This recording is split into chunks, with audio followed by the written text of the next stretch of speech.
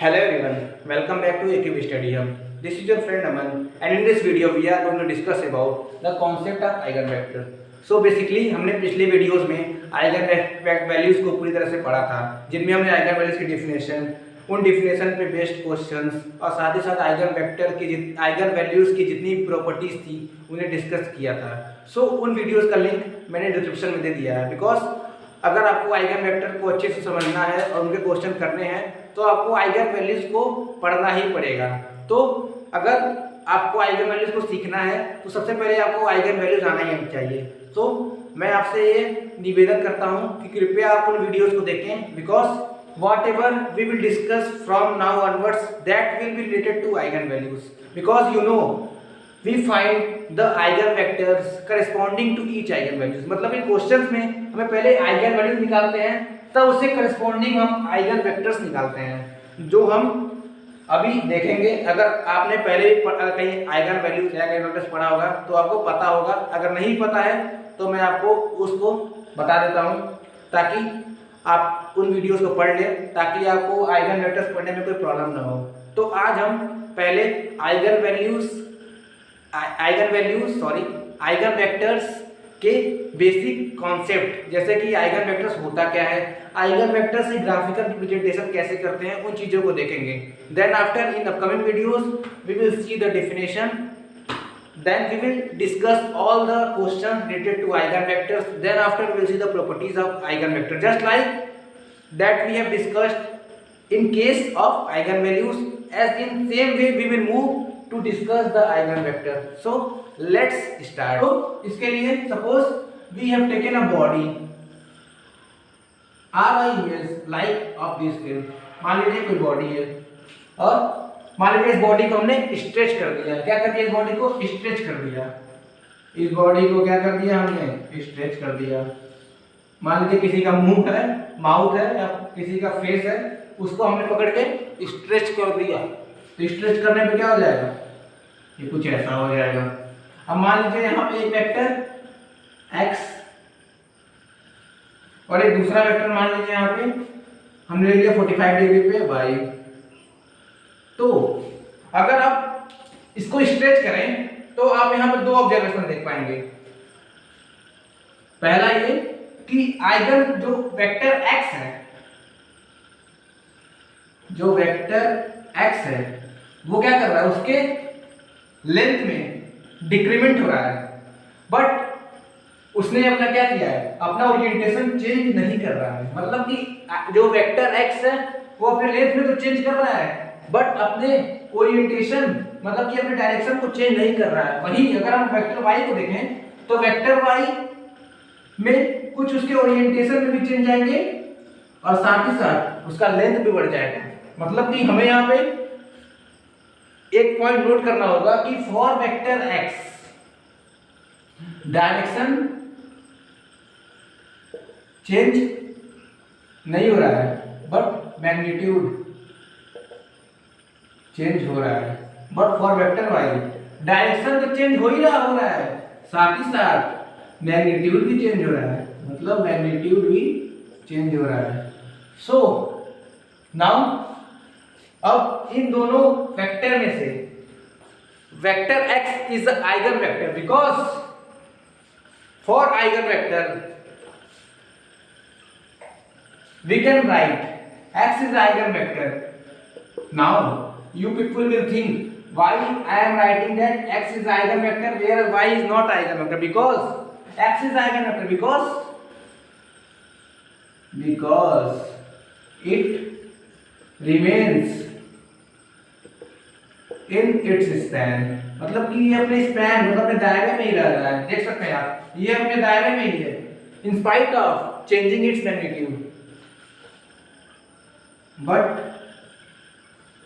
it remains in span and it's just scale. मतलब कि ये बस अपने मैग्नीट्यूड को चेंज कर रहा है, स्पैन को चेंज नहीं कर रहा है.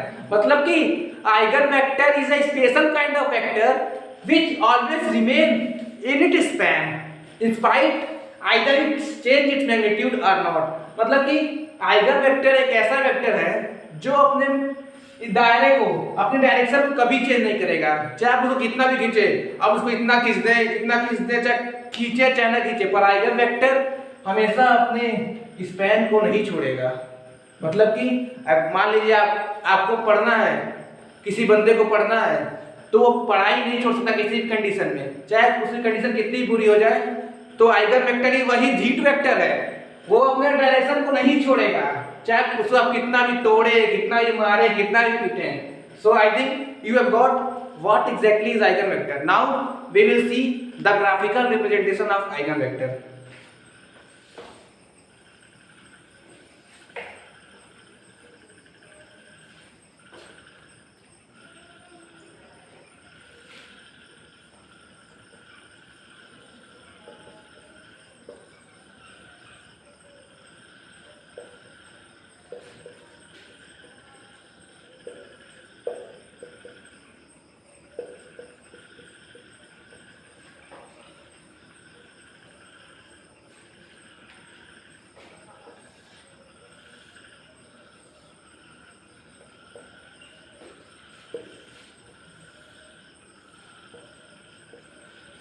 So, for understanding the graphical representation of eigen vector, we have taken a vector x on a Cartesian coordinate. So, basically, vector x is a column vector, which we will discuss further. Like vector x will be in the form of x1, x2 upon xn. मतलब its order will be n cross 1. I think now, if we apply a transformation matrix on a vector x, so there may be a two condition arises. The first one may be, it may be a scaled version of x, or it may not be a scaled version of x. So if it is a scaled version of x, then it is called as an eigenvector. That means for eigenvector we have got a condition that for eigenvector Ax is equal to lambda x. That means for here vector dash के लिए दायरा क्या है, इसका span क्या है, ये इतने ही में ट्रेवल कर पाएगा, मतलब कि इसकी दुनिया इतने ही में ही है, या तो इधर या तो इधर। यहाँ पे जो लैम्डा है वो हमारा क्या है, स्केलर है, इसकी वैल्यू आप कुछ भी ले सकते हैं, पॉजिटिव, नेगेटिव, जीरो। अगर इसकी वैल्यू नेगेटिव ले तो इधर इसको किधर रिप्रेजेंट करेंगे, इस साइड में, ये हो जाएगा माइनस लैम्डा एक्स, और इसकी वैल्यू पॉजिटिव ले तो जाएगा lambda x. Now so this graph representing ax is equal to lambda, and that means it is a showing that the given vector x is a eigenvector. Now we suppose lambda x comes in this direction, so will you say it is eigenvector? No, because you can see that the vector x is not moving in its span, because its span is here but it is moving here, so you can't say that it is the eigenvector, because you know eigenvector will always remain in its span, either whether it changes its magnitude or not. So I think you have got what is the condition for a eigenvector. So we have got for a eigenvector there is a one condition that we have got, that Ax is equal to lambda x, where lambda is scalar and A is a transformation matrix. ये क्या है, transformation matrix है। Now we will take one example to understand how to check whether a given vector is an eigenvector or not. So let's see.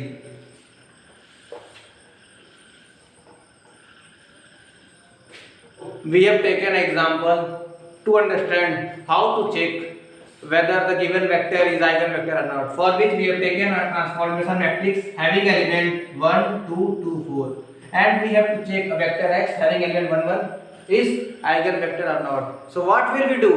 We will simply apply our condition, that is we will apply what, Ax is equal to lambda x, because if the given matrix satisfy this condition, then x will be the eigenvector, otherwise it will not be eigenvector. So what we will find is simply multiply, we will find Ax. So that means we have to do a matrix multiplication. I think you have read about the matrix multiplication, and you will be knowing about it. So what we are going to do? We are simply going to do the matrix multiplication here. So 1 into 1 plus 2 into 1, that gives 3. 2 into 1 plus 4 into 1, that gives 6. So आप देख सकते हैं यहाँ क्या आ रहा है हमारा 3 और 6. It is the matrix of order 2 cross 1. सो अगर यहाँ से हम क्या कॉमन ले सकते हैं 3, तो 3 कॉमन ले लिए तो हमें मिल जाएगा 1 और 2. So what do you think that it is an eigenvector or not? So you can see it will be lambda, because lambda can be any scalar, so it is lambda. Or for eigenvector we know x should be equal to lambda x, मतलब but यहाँ पे x क्या है हमारे पास 1 1, but we are getting here 1 2. That means it is not a vector x, it's showing some other vector, that is y. मतलब यहाँ पे इस क्वेश्चन के लिए ax is not equal to lambda x, so that means the given vector x is not a eigenvector. I think is not a eigenvector. So I think you have got how to check whether the given vector is eigenvector or not. So आज के video में बस इतना ही. आज basically हमने eigen vector का basic point देखा. हमने जस्ट आइगन वेक्टर को भी स्टार्ट किया है. अभी हमारे आगे आइगन वेक्टर की डेफिनेशन, आइगन वेक्टर के डिफरेंट केसेस और उन केसेस से बेस्ड कुछ क्वेश्चंस, और साथ ही साथ हम आइगन वेक्टर की प्रॉपर्टीज देखने वाले हैं. बट उसको पढ़ने से पहले हमें ये जानना भी जरूरी था, बिकॉज किसी भी चीज को पढ़ने से पहले हमें उसके बेसिक पॉइंट को जानना अनिवार्य होता है. बिकॉज अगर बेसिक पॉइंट पता है तो हमें आगे जो एडवांस चीजें हैं उन्हें समझने में बहुत आसानी होगी.